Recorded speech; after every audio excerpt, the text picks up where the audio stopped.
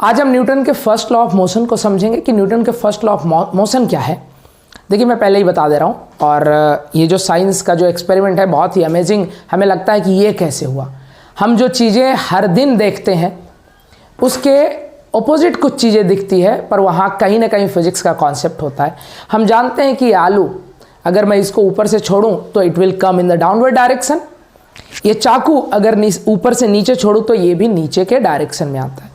मैं क्या करता हूं कि इस आलू में चाकू को घुसा देता हूं। ये लीजिए, चाकू घुस गया हमारा। अगर मान लेते हैं कि ये आलू है और इसको छोड़ें तो ये नीचे, हमेशा नीचे आएगा चाकू के साथ। कहने का मतलब है कि चाकू और आलू दोनों को एक साथ छोड़ा गया, इसलिए ये दोनों नीचे आ गए। अब देखते हैं कि मैं आलू, इस चाकू को मैं इस तरह से होल्ड करता हूं और मैं अपने हाथ पे एक फोर्स लगाऊंगा। मैं हाथ पे एक इस तरीके से हिट करके मैं एक फोर्स लगाऊंगा। फिर देखते हैं इस आलू और चाकू के साथ होता क्या है। क्या दोनों एक साथ जाएगा, आलू और चाकू अलग अलग हो जाएगा, क्या होगा? Let's see. देखो क्या होता है।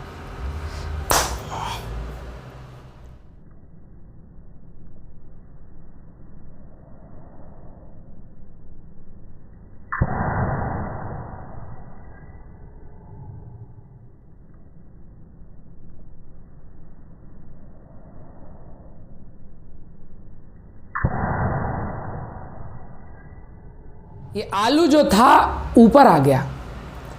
आलू एक्चुअली इसके नोक पे था, आलू जो था इसके नोक पे था, लेकिन जैसे ही मैंने इस पे हिट किया ये आलू ऊपर आ गया।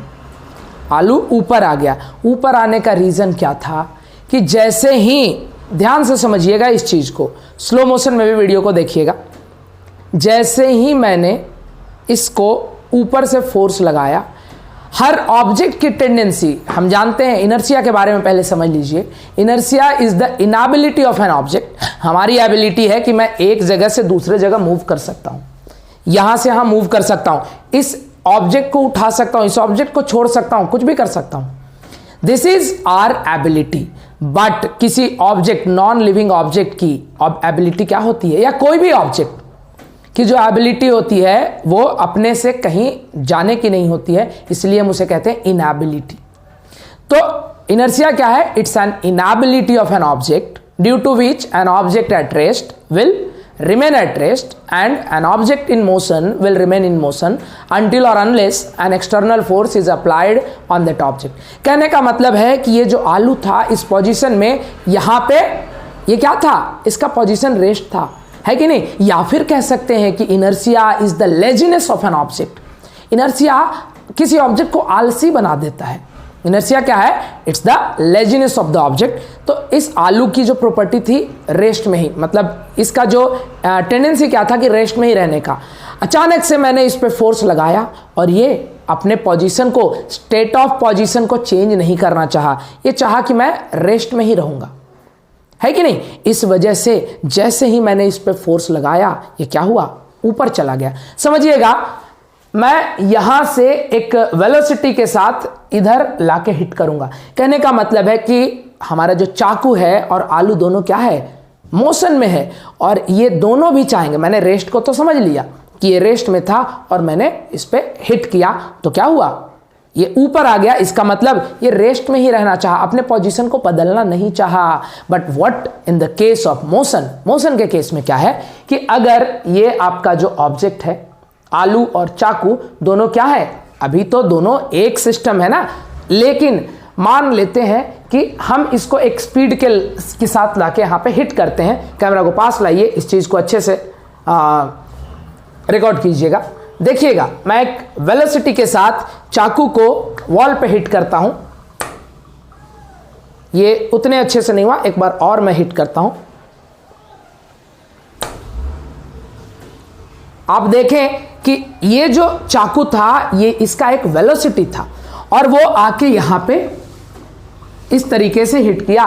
कहने का मतलब है कि चाकू और ये आलू दोनों रेस्ट में थे और ये चाकू क्या हुआ? अचानक से मोशन में हो गया। पर मैंने क्या कहा कि inertia is the inability of an object. ये अपने पोजीशन, स्टेट ऑफ पोजीशन को चेंज नहीं करना चाहता है।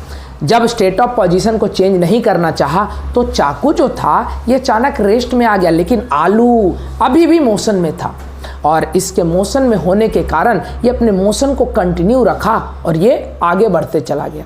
लेकिन कुछ दूर बाद जाके रुकता क्यों है? क्योंकि ये जो चाकू है या कोई भी रेजिस्टेंस इसमें जब ऑफर करता है वो धीरे धीरे एक फोर्स लग के रुक जाता है। सेम चीज़ होता है हम जब बस में ट्रेवल कर रहे होते हैं, मोशन में होते हैं और बस का जो ड्राइवर है आगे किसी को देख के अचानक से जब ब्रेक लगाता है तो हम अचानक से क्या होते हैं, आगे चले जाते हैं। आगे जाने के पीछे रीजन क्या है? होता क्या है कि बस और हमारा बॉडी दोनों मोशन में होता है और इस मोशन में दोनों के दौरान क्या होता है कि बस अचानक से रेस्ट में आता है। Still our body is in the motion और मोशन में रहने के कारण क्या होता है, हम आगे वाले सीट पे जाके टकरा जाते हैं। ये हो गया इनर्शिया ऑफ मोशन। दूसरा जो पार्ट है इनर्शिया ऑफ रेस्ट। हम बैठे रहते हैं, हमारे कई सारे दोस्त क्या करते हैं, पीछे हमें बाइक पे बैठा लेते हैं और अचानक से एक्सेलरेट करते हैं। पीछे वाला जो बंदा है वो पीछे कई बार तो क्या होता है, गिर जाता है। कहने का मतलब है कि जो दो बॉडी का जो इंटेंशन था वो क्या था, रेस्ट में रहने का। लेकिन जैसे ही उस पर एक अचानक से जो बाइक होता है आगे चला जाता है, ये जो पीछे वाला बंदा है बैठा हुआ है वो पीछे गिर जाता है या अचानक से ऐसे करके आगे अपने दोस्त को पकड़ लेता है। That is inertia of rest.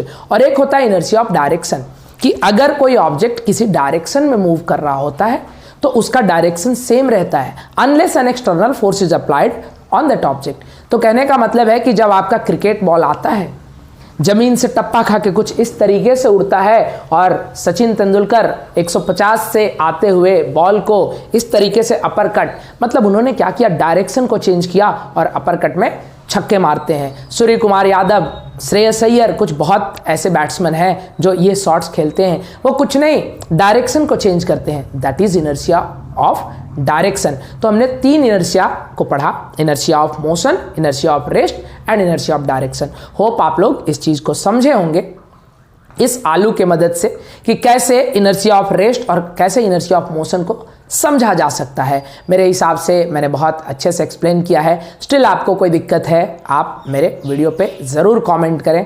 Comment करके बताइए कि आपको वीडियो कैसा लगा और ऐसे ही साइंस, फिजिक्स, केमिस्ट्री के एक्सपेरिमेंट को देखने के लिए मेरे चैनल अल्फाएस एकेडमी को सब्सक्राइब कीजिए। Thank you so much. That's all for today.